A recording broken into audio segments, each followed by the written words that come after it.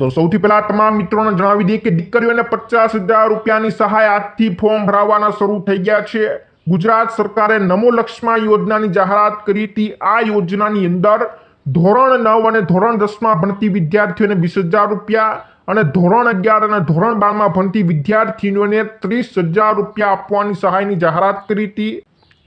દીકરીઓને આની અંદર સહાય આપવાની જાહેરાત કરી હતી। દીકરીઓને આની અંદર કુલ ટોટલ મળીને 50,000 રૂપિયાની સહાય મળવાની છે અને આ યોજનાની અંદર આજથી ફોર્મ ભરાવાના શરૂ થઈ ગયા છે। આજે સોમવારથી ફોર્મ ભરાવાના શરૂ થઈ ગયા છે। આ યોજનામાં પરિવારની કુલ વાર્ષિક આવક 6 લાખથી વધુ ન હોય તેવી તમામ દીકરીઓને આ યોજનામાં ફોર્મ ભરવા દેવામાં આવશે। આ સહાય યોજના માટે એક નમો લક્ષ્મી પોર્ટલ પણ બનાવાયું છે। આ પોર્ટલની અંદર આજથી ફોર્મ ભરાવાના શરૂ થઈ ગયા છે। તમામ મિત્રો, તમામ વાલીઓને સૂચના। ત્યાર પછીના આજથી અત્યાર સુધીના સૌથી મોટા સમાચાર। ચોમાસાને લઈને એક સાથે 50 આગાહીકારો ભેગા થયા અને 50 આગાહીકારોએ એક સાથે આગાહી કરી નાખી છે। ગુજરાતભરમાંથી 50થી વધુ આગાહીકારોએ આગાહી કરી નાખી છે। આગાહીકારોએ આગાહી કરતા જણાવ્યું છે કે આ વર્ષે 55 થી 60 દિવસ સુધી વરસાદ પડવાનો છે। જૂન મહિનાના બીજા અઠવાડિયાથી 2 તબક્કામાં વાવણી લાયક વરસાદ થવાનો છે। જૂનના અંત સુધીમાં બંને તબક્કાની વાવણી પૂરી થઈ જવાની છે। આ વર્ષે 12 થી 14 આની જેટલું વર્ષ રહેવાની મોટી આગાહી કરવામાં આવી છે અને જૂનના બીજા અઠવાડિયાથી શરૂ થઈને ઓક્ટોબરની 20 તારીખ આસપાસ ચોમાસું પૂરું થવાનું છે। અત્યાર સુધીની સૌથી મોટી અપડેટ, એક સાથે 50 આગાહીકારો ભેગા થઈને આગાહી કરી છે। ત્યાર પછીના મિત્રો સમાચાર। આધાર કાર્ડ બંધ થઈ જવાને લઈને મોટા સમાચાર આવી ગયા છે। જો તમારું આધાર કાર્ડ 10 વર્ષથી જૂનું છે તો તમારા આધાર કાર્ડ નકામા થઈ જાય આવા મોટા સમાચાર મળ્યા છે। પરંતુ UIDAIએ ચોખ્ખું કહી દીધું છે કે આવી કોઈ જાહેરાત નથી। 10 વર્ષથી જૂના આધાર કાર્ડ માન્ય કે અમાન્ય હોવા સાથે કોઈ લેવા દેવા નથી। UIDAI દ્વારા એવી જાહેરાત કરવામાં આવી છે કે મફતમાં ઓનલાઈન અપડેટ કરવાની છેલ્લી તારીખ 14 જૂન રાખવામાં આવી છે। એટલે તમારે તમારા આધાર કાર્ડમાં સરનામું ફેરવવું હોય, મફતમાં અપડેટ કરવી હોય તો 14 જૂન છેલ્લી તારીખ છે। આના પછી તમને મફતમાં અપડેટ કરવા દેવામાં નહીં આવે। તો આધાર કાર્ડ માન્ય કે અમાન્ય સાથે કોઈ લેવા દેવા નથી। તમારું આધાર કાર્ડ 10 વર્ષ જૂનું છે તો બંધ થવાનું નથી। આ મોટા સમાચાર UIDAI દ્વારા આપવામાં આવ્યા છે। ત્યાર પછીના ખેડૂતો માટેના સૌથી મોટા સમાચાર।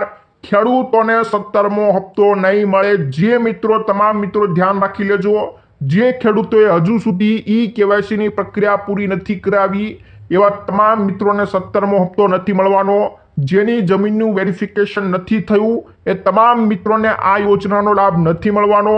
જે પરિવારના સભ્યો કેન્દ્ર અથવા તો રાજ્ય સરકારના વિભાગો સાથે કામ કરતા હોય, જાહેર ઉપક્રમોમાં કામ કરતા હોય અથવા તો નિવૃત્ત થઈ ગયા હોય એને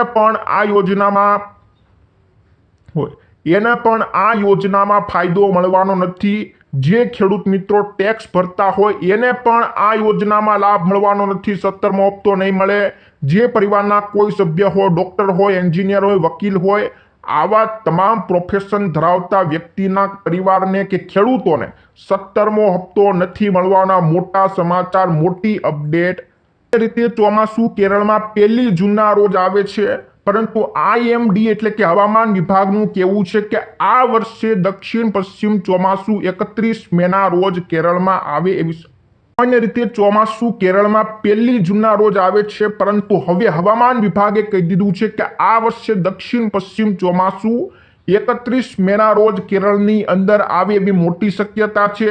હવામાન વિભાગના જનરલ મૃત્યુંજય મહાપાત્રાએ કીધું કે ચોમાસું વહેલું નથી, પરંતુ જે તારીખ છે સામાન્ય એની આસપાસ ક્યાંક આવી શકે છે। એટલે એક દિવસ કદાચ વહેલું આવે, બહુ વહેલું આવવાનું નથી એવી મોટી આગાહી કરવામાં આવી છે।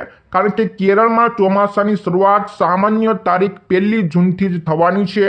એવી જ રીતના ગુજરાતની અંદર પણ આસપાસ એટલે જે તારીખ હોય 15 જૂન એની આસપાસ ક્યાંક થવાની છે એવી મોટી આગાહી કરવામાં આવી છે. તો કેરળમાં 1 જૂનના રોજ આવવાનું છે, તો ગુજરાતમાં 15 જૂનની આસપાસ ક્યાંક ચોમાસું બેસે મૃત્યુંજય મહાપાત્રાએ જણાવી દેવામાં આવ્યું છે. ત્યાર પછીના મિત્રો સમાચાર, કેરીની સિઝન શરૂ થઈ ગઈ છે. ગુજરાતમાં કેરીની પૂરજોશમાં સિઝન શરૂ થાય અને હોલસેલ માર્કેટમાં કેરીની આવક પણ મોટા પ્રમાણમાં શરૂ થઈ ગઈ છે.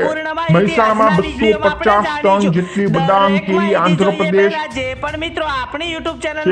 મહેસાણામાં 250 ટન જેટલી બદામ કેરી આંધ્રપ્રદેશ, હૈદરાબાદ, વિજયવાડા, તેલંગાણાથી આવી રહી છે. આ બદામ કેરી કિલો દીઠ 20 રૂપિયાથી લઈને 70 રૂપિયામાં મળી રહી છે. મતલબ કે મણ દીઠ 400 થી 1400 રૂપિયાનો ભાવ અત્યારે બોલાય છે. તો ગુજરાતમાં કેરીની સિઝન હવે પૂરા જોશમાં ચાલી છે. મોટા સમાચાર મિત્રો આ હતા આજના મુખ્ય સમાચાર. આજના સમાચાર દરેક મિત્રો માટે ખૂબ અગત્યના રહ્યા છે. તો મિત્રો વિડીયો ગમ્યો હોય તો વિડીયોને લાઈક કરી દેજો. તમારા મિત્રોને ફેસબુક ગ્રુપમાં, વોટ્સએપ ગ્રુપમાં અત્યારે જ મોકલી દેજો. આજ માટે આપણે વિદાય લઈએ છીએ.